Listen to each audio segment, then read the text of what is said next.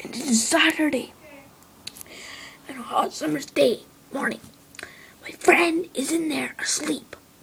Now, we are going to make him the human tissue volcano, the best experiment in the world.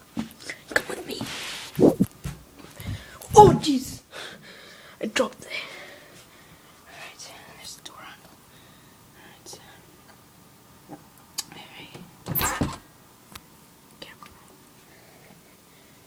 Quietly.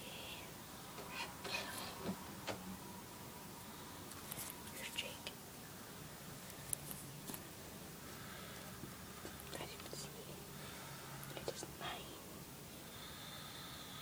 9:47 a.m. And this is the easy part. He's there. Just moves the face right in the middle. Move his legs, his body over. Okay, ready? Get tissue. Place it on his face. Okay.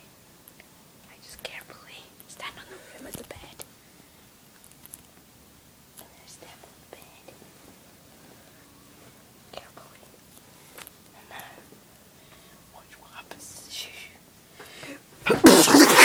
What? What did you do that for?